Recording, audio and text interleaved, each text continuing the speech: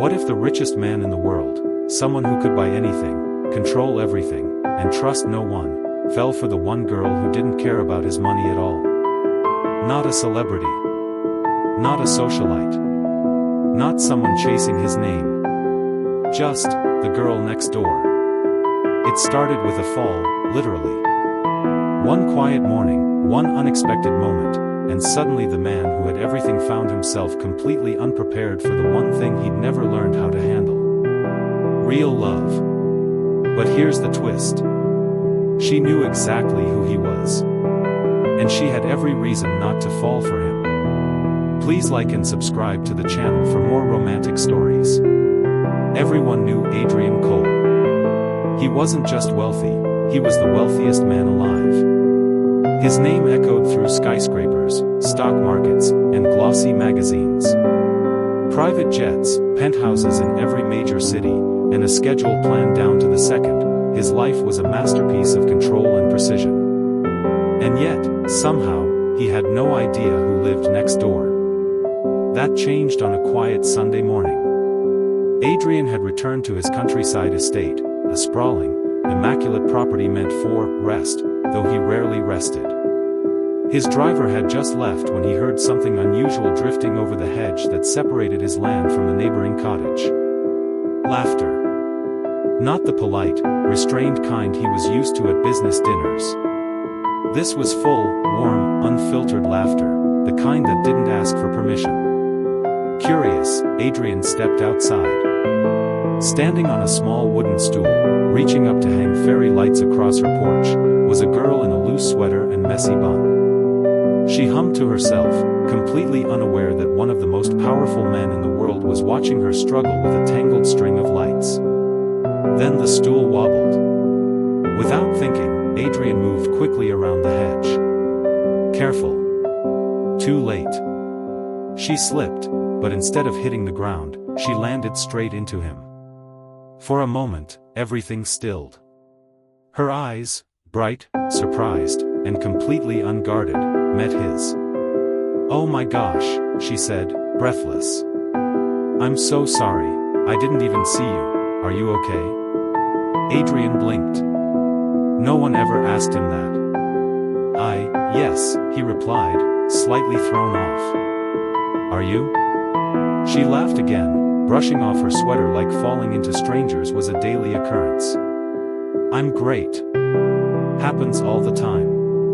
"It does?" he asked. "No," she grinned. "But it sounds less embarrassing if I say that." He found himself smiling. That didn't happen often either. "I'm Lily," she said, stepping back and extending her hand like they were equals, like his name didn't carry weight. "Adrian," he replied. She tilted her head. "You just moved into the big place, right?"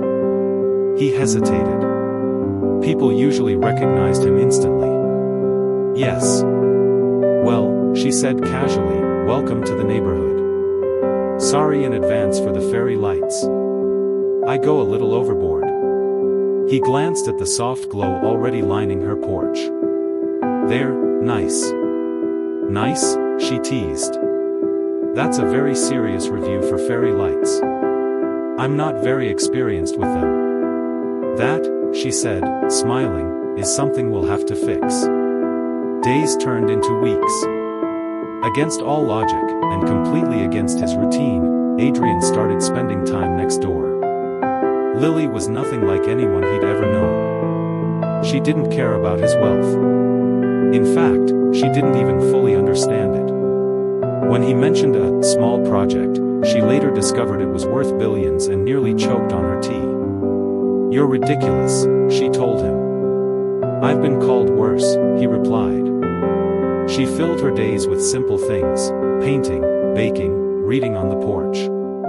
And somehow, Adrian found those moments more valuable than any deal he had ever closed. With her, time slowed. With her, he laughed. With her, he wasn't the richest man alive. He was just Adrian. One evening, as the sun melted into gold across the fields, they sat side by side on her porch. The fairy lights flickered softly above them. You know, Lily said, swinging her feet slightly, you're different than I expected. In a good way, he asked. She looked at him, really looked at him. Yes, she said softly. In a way that makes me glad I didn't know who you were at first.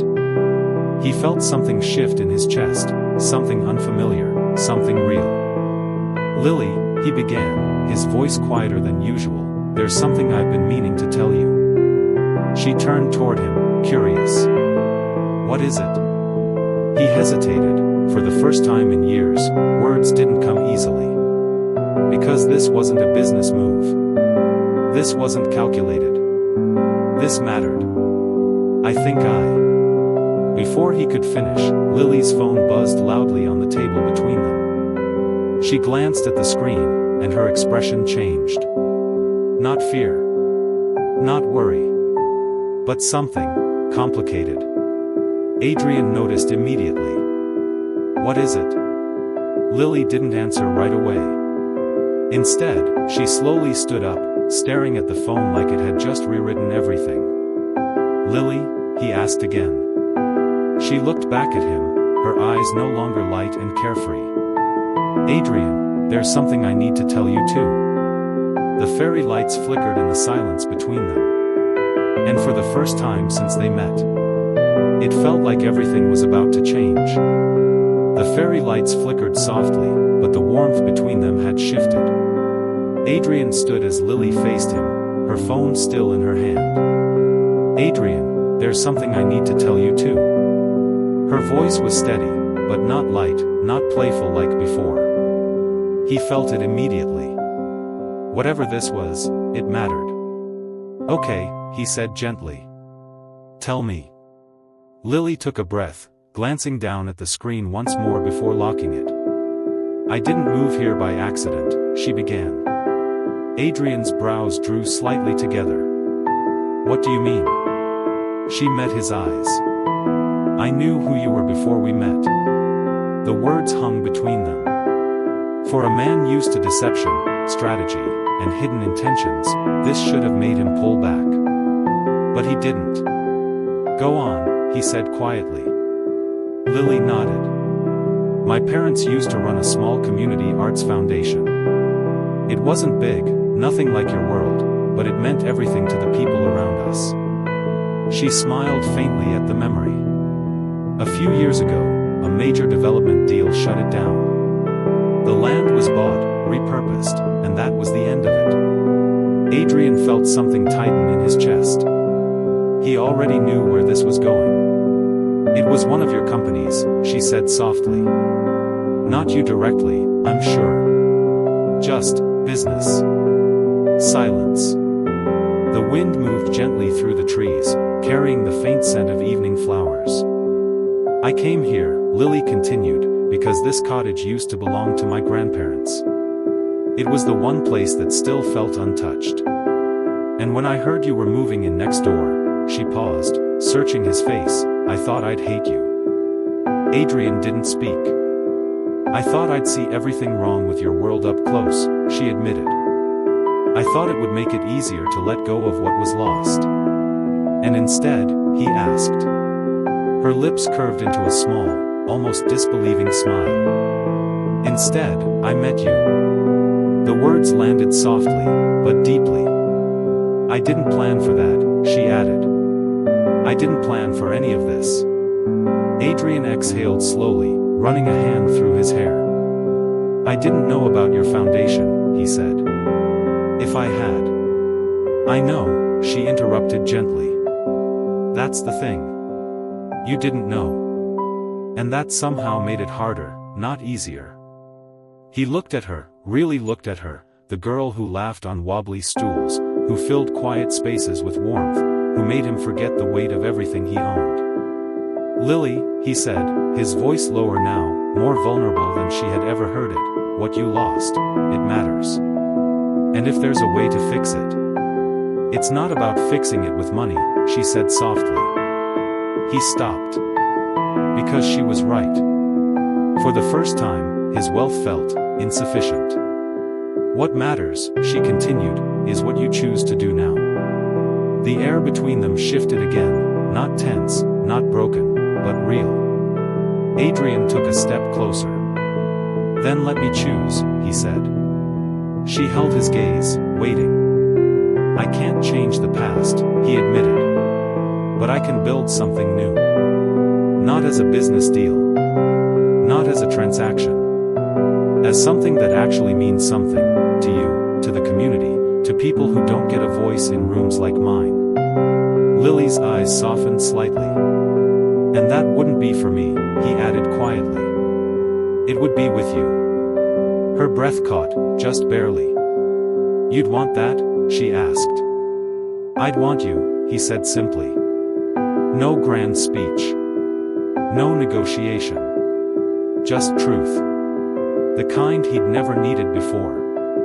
Lily looked down for a moment, her fingers brushing against the edge of the table, then back up at him. "You know," she said, her voice lighter now, though her eyes still held depth, "when you started that sentence earlier." Adrian frowned slightly.